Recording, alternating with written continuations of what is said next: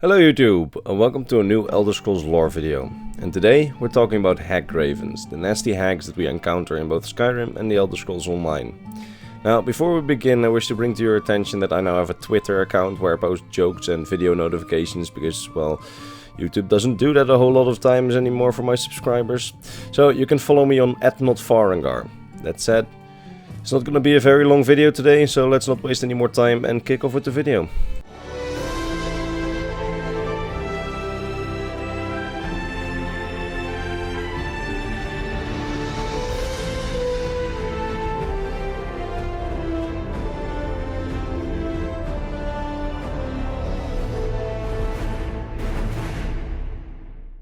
So, Hagravens. Most of us have encountered them at least once or twice during our playthroughs of Skyrim and the Elder Scrolls Online. But not many know the story behind the Hagravens, and most likely that's because we don't know a whole lot about them actually.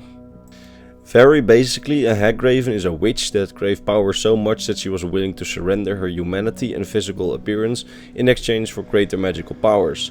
A mere husk of humanity and a deformed human body fused with the body of a raven.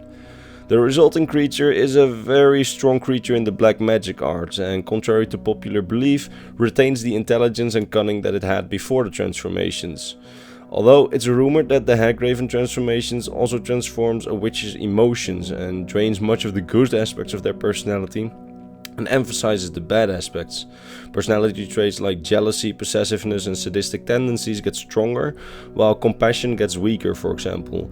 Although we don't know if these were traits that the witch already has and haven't been emphasized, they just were retained, while the good aspects were drained away. We don't know exactly how that works, but you can get the picture. Another thing that seems to come with the transformation is a sort of worry and jealousy about their own beauty and appearance. While they have completely surrendered that in the ritual, it's something that a lot of Hagravens seem to be concerned about. Hagravens themselves are actually quite rare, as the witches who choose to transform themselves must already be quite powerful, and witches on that level of power aren't super common, and most witches would not want to undergo the transformation. Therefore, the sight of Hagravens is quite rare. They do technically occur over all of Tamriel, as the appeal of the transformations is universal, but the highest concentration of Hagravens exists in and around the Reach, as within the Reach there's the Reachmen and they are venerated by the Reachmen. The Reachmen, or Sorn as they call themselves in Skyrim, worship these creatures. Often this worship complex leads into a situation where the clans are led by Hagravens.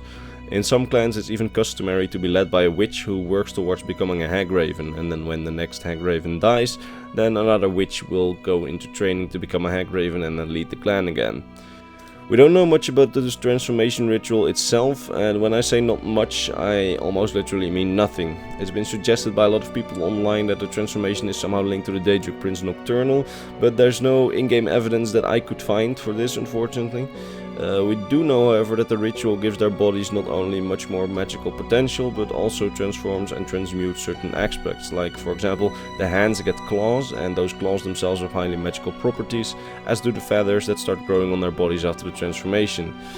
These are both ingredients that can be used in alchemy, and it's suspected that more aspects of their bodies also get highly magical properties, but we simply don't really know about the transformation details or the details of their body after the transformation.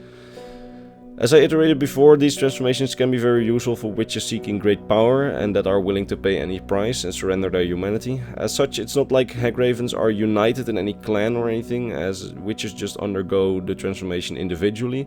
Many different witches have sought out the transformation over history. For example, some witches of the Glenrail clan have undergone the transformations, as we can see in Skyrim, and undoubtedly many other clans have done the same, and many individual witches have done the same. As such, the customs of Hagravens are very different. They vary per individual. While most of them are vile and sadistic, jealous creatures, they all are different individuals and have different habits. It's suggested that some Hagravens and Hagraven clans, for example, eat human and elvish meat, so are essentially cannibals, while others don't. And some also worship Daedric princes and have their cults sort of in service for Daedric princes like Namira or Hircine, while others don't and just are in the game for the power, so to say.